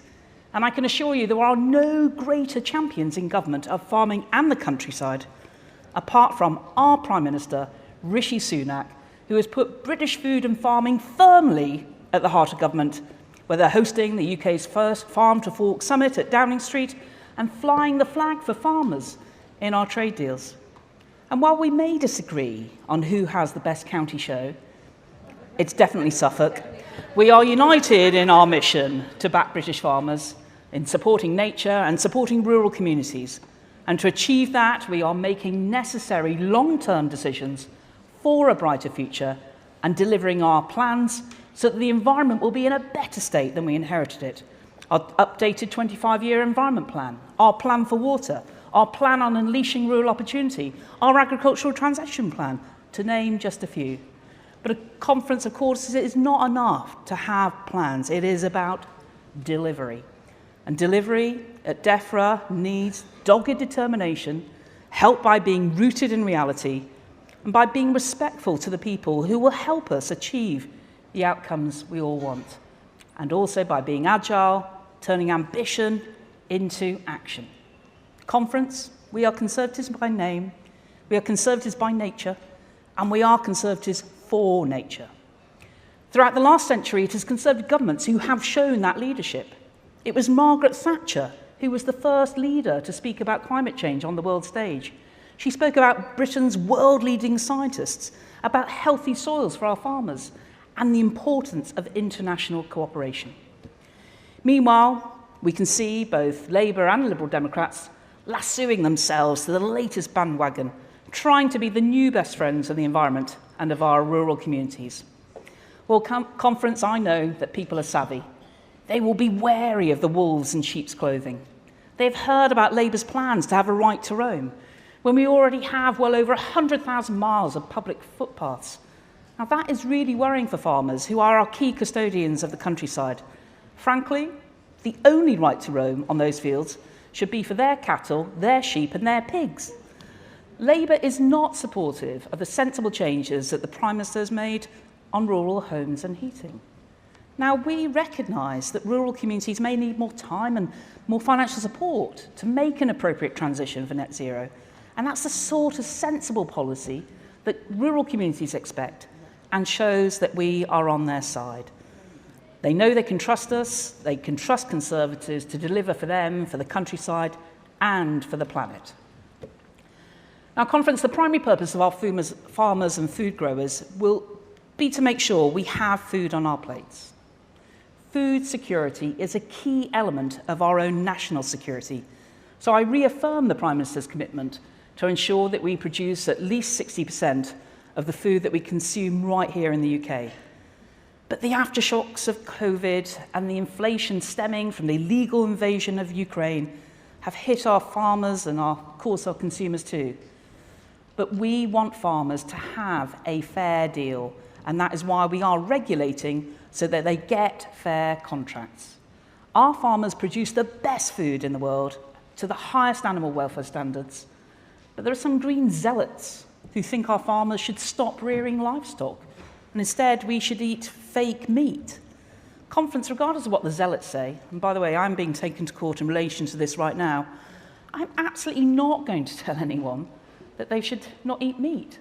Fake meat might be okay for astronauts, but when people think of a meat feast, I want them to be thinking about our great Welsh lamb, our Aberdeen Angus beef, our saddleback pork, not some pizza topping.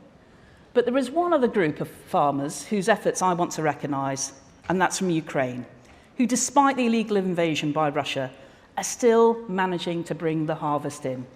We've continued to support them this year through President Zelensky's Grain for Ukraine initiative, and have also sent pumps and flood barriers to protect their homes and fields. The United Kingdom will remain Ukraine's steadfast ally for as long as it takes.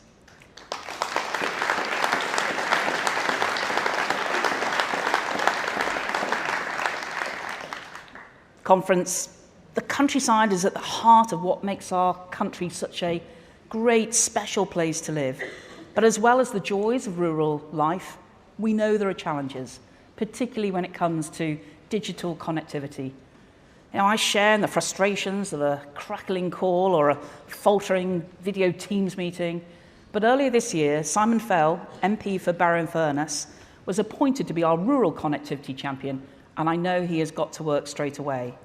And today I'm delighted to announce that the Technology Secretary is reviewing the Universal Service Obligation, which I expect will help rural households and businesses, and looking to get faster broadband to some of the most remote places in the country. Now, connectivity isn't just digital. In the countryside, it is mainly cars, buses, and of course, tractors. And I was delighted when we extended the £2 bus fare. But going further today, the Transport Secretary is publishing a new rural transport strategy, setting out how we are going to support rural communities, revitalise rural roads, and also planning for the future of transport technology too. It's another example of how we understand the needs of rural areas. And when we say that we are on the side of motorists, we mean it. But of course, everywhere Labour is in power, we see they're not. Whether it's London and ULEZ, the 20 miles per hour blanket thrown across Wales while the Labour government has cancelled major roads. And here, even here in Manchester, where Andy Burnham, frankly, he's the only Labour politician to beat Keir Starmer for flip-flops. He wanted a region-wide ULEZ as well. Conference, we also need more homes in the countryside so that rural communities can continue to flourish. And that's why we've consulted to make it easier to turn disused farm buildings into homes. And we are funding a new team of rural housing enablers right across England to support new small schemes and boost the supply of new affordable housing to rent. Today, as a next step with the Levelling Up Secretary, I can announce that Homes England is publishing a rural housing statement setting out how it will play its part in delivering the government's housing and levelling up priorities in rural areas. So when it comes to the Countryside Conference, yes, we have lots more to do, but we have made so much progress and will continue to do so to have a thriving, vibrant countryside. Now, as the Secretary of State for Rural Affairs, I am the countryside champion across government, but it's clear from what work we are doing and new strategies that we are developing that the countryside matters in all corners of this government. And Conference, we're going further to help farmers and rural businesses by making the most of our Brexit freedoms. Freedom from European rules, freedom to choose what works best for Britain. And we've already legislated to allow gene editing so that we can design crops that are fit for the future. And my officials are cutting red tape and introducing smarter regulation. You know, frankly, bent or straight, it's not for government to decide the shape of bananas you want to eat. I just need to assure you that they are safe to eat. So we will be dropping absurd regulations, including the one on bendy bananas.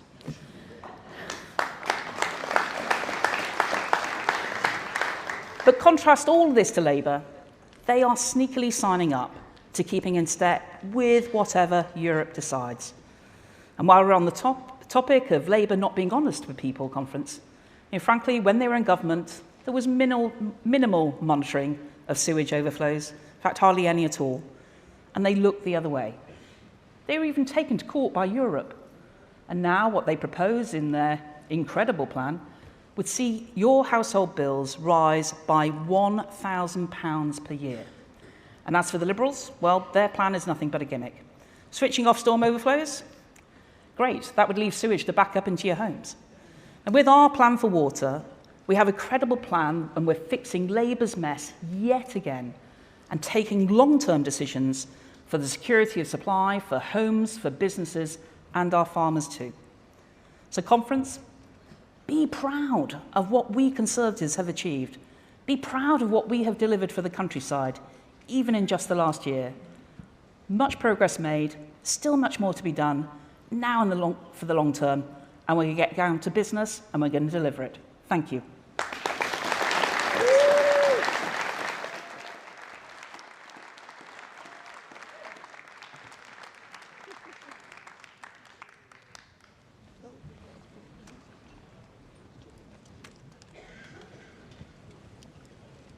Ladies and gentlemen, please welcome the Secretary of State for Education, Gillian Keegan.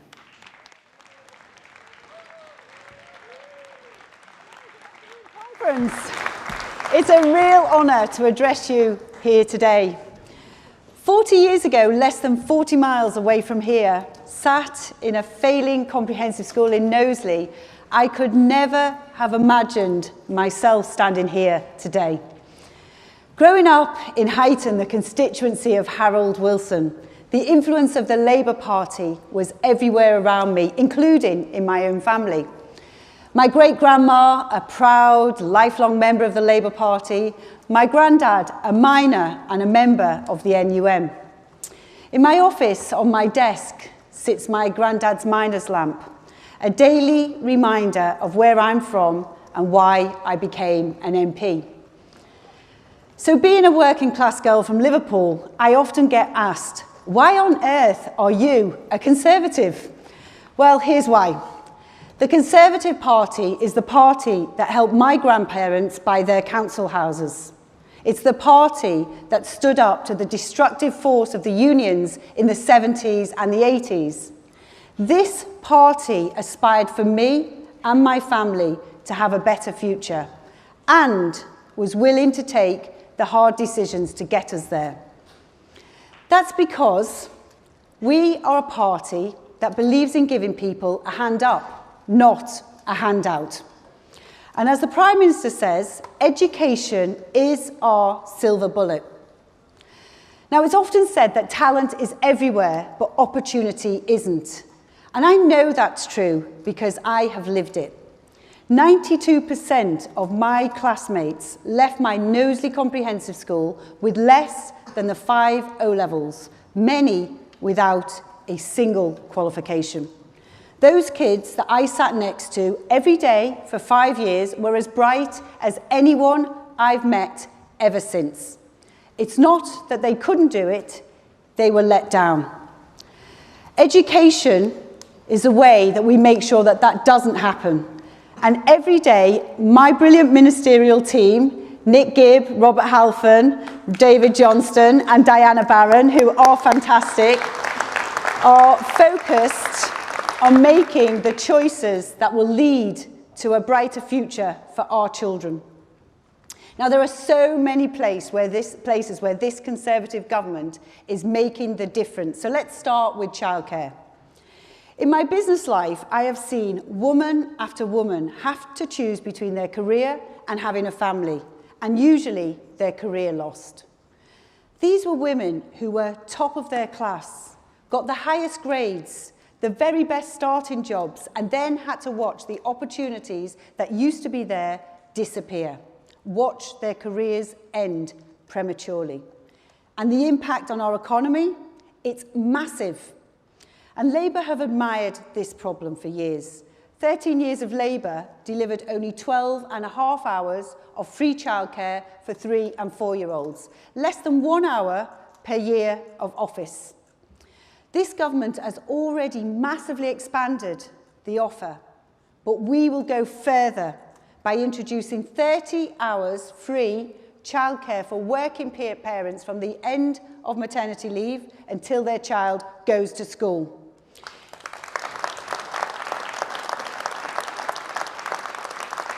It's giving mums and dads back their choice. And to be clear, this is the most comprehensive and generous childcare package in our country's history. It is the Conservative Party that are taking long-term decisions to support families. Now, we've completely transformed our school standards, making sure that all kids go to a good school. We're determined to crush the soft bigotry that says people like me shouldn't succeed. And a single teacher can change your life. For me, that teacher was Mr. Ashcroft, who stayed behind after school to teach me engineering when girls couldn't study it.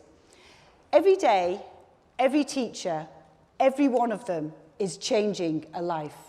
And to them, I say thank you from the bottom of my heart. And I'm particularly grateful to those who have worked night and day with us to ensure that children are able to learn face-to-face despite the challenges of RAC. Even though the pandemic set us back, our education standards are recovering and they are rising. Our plan is working. We've reformed the school system. We've reformed teacher training. We've reformed the curriculum. Our phonics checks are ensuring children leave school able to read properly. Our free schools are driving up choice and standards. Our academies are unleashing heads to run education in a way that works for children, not for bureaucrats. And the results speak for themselves. Our children are now the best in the West for reading. It's a phenomenal achievement, and I'm determined that it will be maths that's next. I'm so proud of our children for what they have achieved, and our reforms are working, despite the opposition. Labour and the Lib Dems called our plans dangerous and ideological. They said our literacy drive was dull. Time and time again, they choose short-term policies over long-term decision-making. And the results? Whilst we're rising in the international league tables, Labour-run Wales and SNP-run Scotland are slipping behind. They play the same old politics. We make the decisions that improve things for our children. Today, one of the biggest issues facing children and teachers is grappling with the impact of smartphones in our schools. The distraction, the disruption, the bullying. We know that teachers are struggling with their impact, and we know that they need support. So today, we're recognising the amazing work that many schools have done in banning mobile phones, and we're announcing that we will change guidance so that all schools will follow their lead.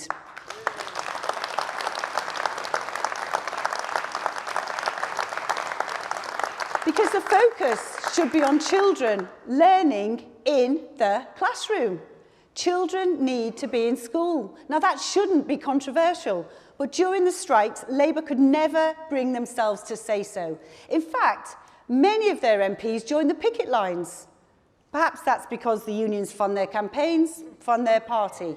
But it's outrageous, and I've seen firsthand what happens when Labour puts politics ahead of people. Growing up in Liverpool under Derek Hatton, it has certainly left a scar. When Kinnock said that you can't play politics with people's lives, he was talking about my family's jobs, my friends' houses, and everybody's services around me. Not that Hatton cared. I actually met him once. It was at the opening of a wine bar when I was a teenager, and there he was, Derek Hatton, larger than life, his Jag and the driver outside, handing out glasses of champagne as we walked in. Yep, you heard it right, conference. I was given my first glass of champagne by a socialist. I was talking recently to a Labour MP about Delco, the car factory I started working age 16. And she told me with pride that she'd visited it as part of a flying picket. I looked at her and told her, you and your mates cost everybody their jobs. Because that's the problem. They thought you could strike your way to a better job. And I thought it's common sense that we'd have better jobs if the factory remained open. And when the factory closed, they were off to their next demo whilst ordinary people were left to pick up the pieces. Now, common sense is what guides me.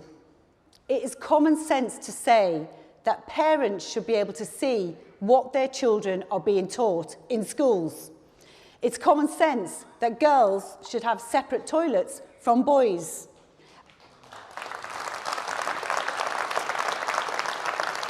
And it's common sense that earning and learning is a brilliant route into a career.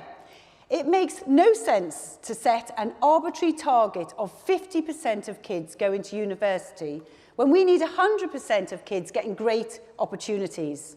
And university is not the only option.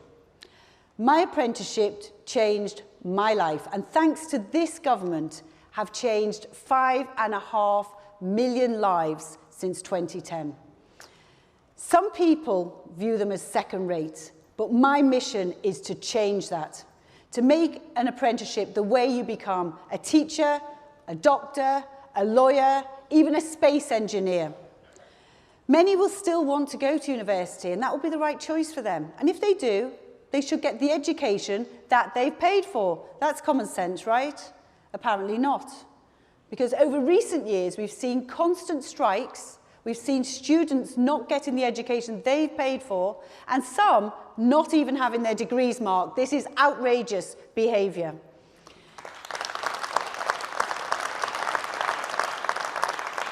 So today, I am announcing that we will consult to introduce minimum service levels in universities so that they have the tools to make sure that students get the teaching that they deserve.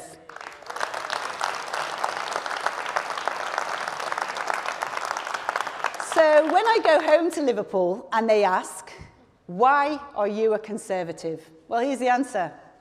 With the Conservatives, you get the childcare that allows you to have a family and a career. With the Conservatives, you get schools which standards are relentlessly rising rather than going backwards under Labour. With the Conservatives, you get an apprenticeship that is a route to a great career, not a dead end with an enormous student debt. With the Conservatives, you get the opportunity to go as far as you can. And we are the only party that will make the long-term decisions to give our children the bright future that they deserve. Conference, thank you very much.